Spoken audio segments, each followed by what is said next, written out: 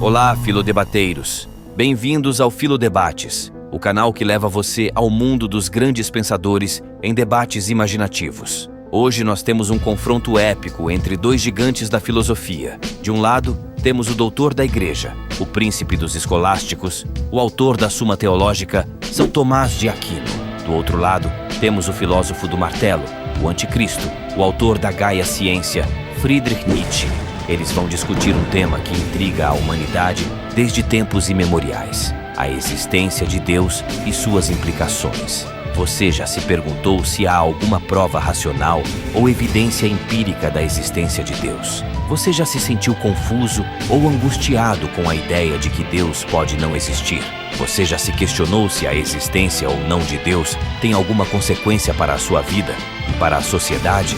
Essas são algumas das perguntas que dois dos maiores pensadores da história da humanidade vão tentar responder neste debate. Deixem os seus likes e vamos lá!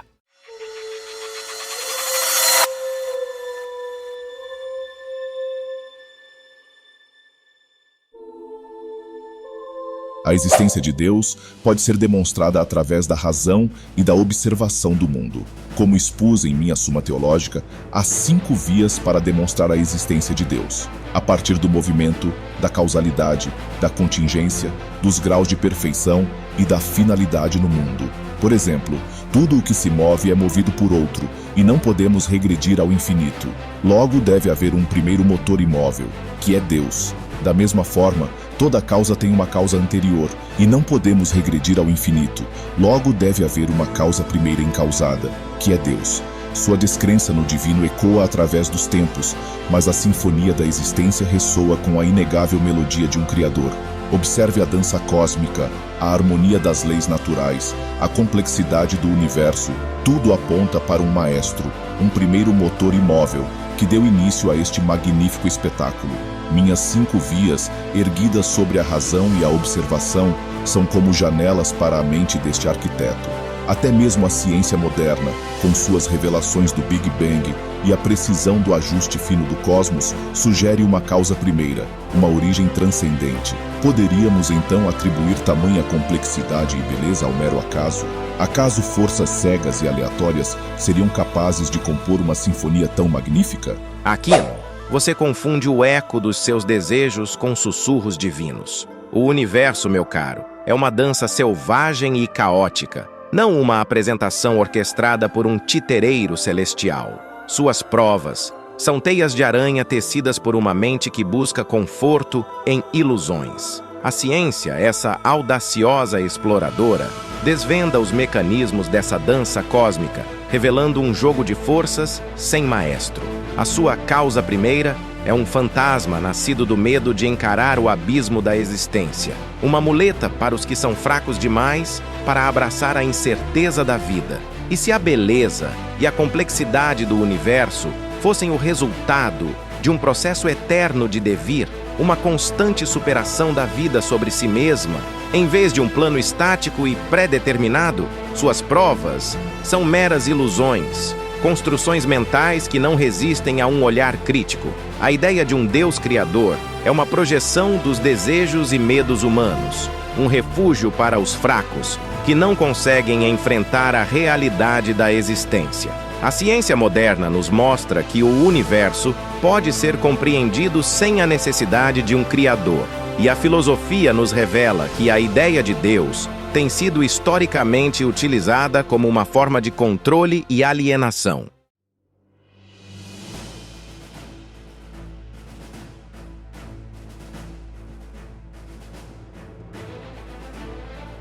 Mas quais são as implicações da existência ou não existência de Deus para a humanidade? A existência de Deus é o fundamento da moralidade e da ordem social. Sem Deus não haveria base para o bem e o mal, e o homem estaria perdido em um relativismo moral que levaria ao caos e à destruição. A lei natural que deriva de Deus nos guia para uma vida virtuosa. O Nietzsche rotula a moralidade cristã como moralidade de escravos, mas ela é uma sinfonia de amor, sacrifício e fortaleza. Ela demanda coragem para amar os inimigos, força para oferecer a outra face e poder para transcender o ego e abraçar o bem comum. Contemple as vidas de santos e heróis que personificaram essas virtudes, desafiando tiranos e confortando os aflitos. Eles não são escravos, mas guerreiros do espírito, brandindo a compaixão como sua espada. E enquanto você exalta a vontade de poder, não há um poder maior no amor, na abnegação, na capacidade de transcender o egoísmo e o ressentimento? A moralidade cristã, longe de ser um sinal de fraqueza, é um chamado à grandeza da alma humana.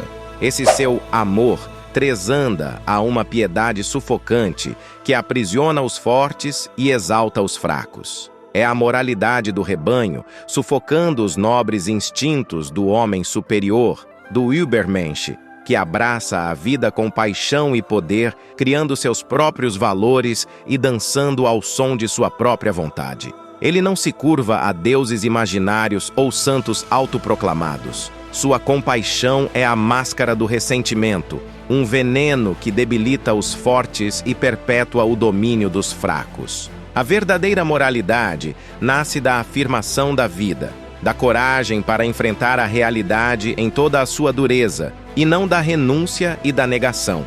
A crença em Deus é o que gera a moralidade de escravos, que reprime os instintos vitais do homem e o torna fraco e ressentido. A morte de Deus é a oportunidade para a criação de novos valores, baseados na vida, na força e na vontade de poder.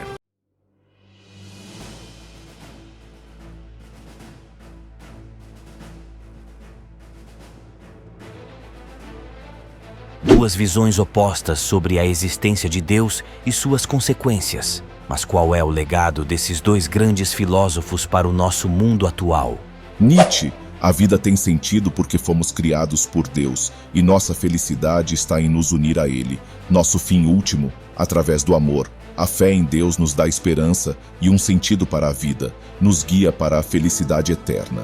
A vida tem sentido na própria vida, na afirmação da vontade de poder e na criação de novos valores. Devemos abraçar o eterno retorno do mesmo, aceitando a vida em sua totalidade, com todos os seus desafios e alegrias. A felicidade não está em um Deus ou em um além-vida, mas na capacidade de criar e superar a nós mesmos. Aquino, isso que você está falando sobre o seu sentido é uma miragem, um oásis ilusório no deserto da existência. A narrativa cristã é um conto de fadas para os fracos, uma fuga covarde da realidade da vida e da morte. O eterno retorno não é uma repetição monótona, mas uma afirmação da dança eterna da vida, um chamado para abraçar cada momento com paixão e criatividade, sabendo que ele retornará inúmeras vezes. A verdadeira realização não está em uma hipotética vida após a morte, mas na intensidade de nossa experiência terrena.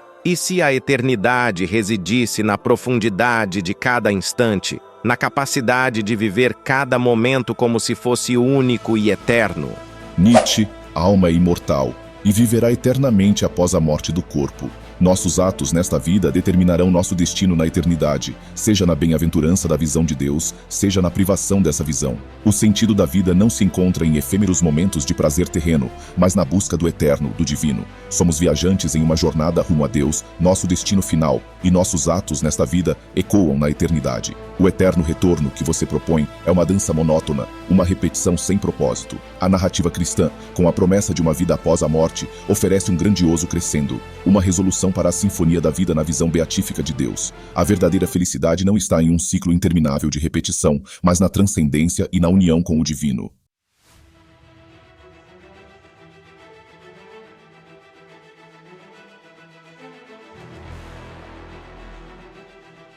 Duas visões de mundo em choque.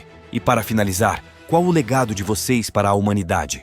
Meu legado é a busca pela verdade através da razão e da fé, a harmonia entre filosofia e teologia, e a construção de uma sociedade justa e ordenada baseada nos princípios cristãos. Incentivo a todos a buscarem a Deus como fonte de felicidade e a viverem uma vida virtuosa, guiada pelo amor e pela razão. Encorajo a humanidade a buscar a Deus, fonte de toda bondade e beleza, e a viver uma vida guiada pelo amor, pela razão e pela virtude. Lutemos por um mundo onde reine a compaixão, onde a dignidade de cada indivíduo seja reconhecida e onde trabalhemos juntos para o bem comum. A verdadeira grandeza do homem reside em sua capacidade de amar, de se sacrificar e de transcender seus impulsos egoístas em busca de um bem maior.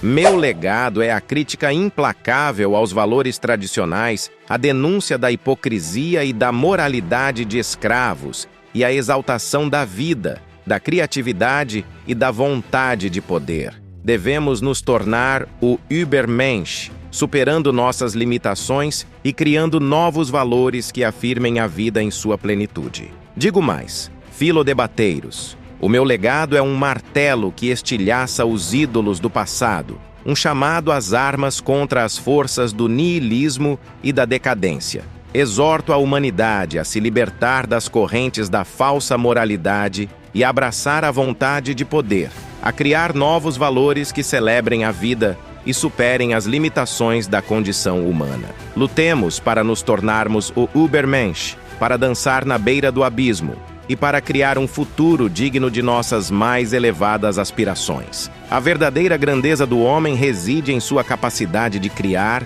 de se superar e de afirmar a vida em toda a sua plenitude, sem medo e sem ilusões.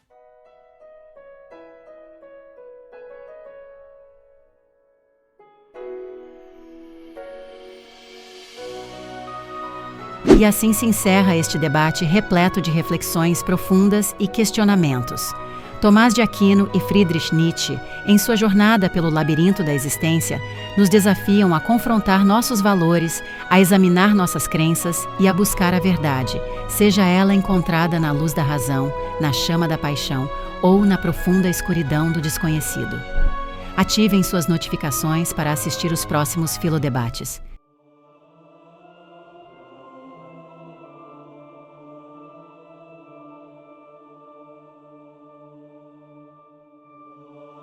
Qual argumento Aquino utiliza para defender a existência de um primeiro motor imóvel?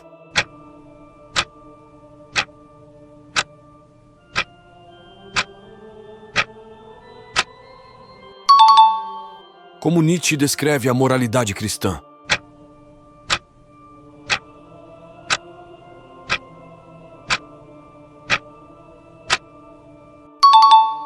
Onde, de acordo com Nietzsche, reside a verdadeira realização na vida?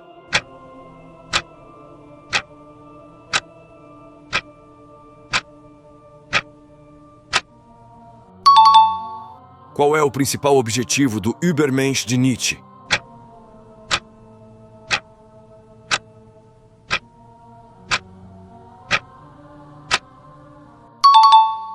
Se gostou do vídeo, por favor, deixe seu like e compartilhe-o.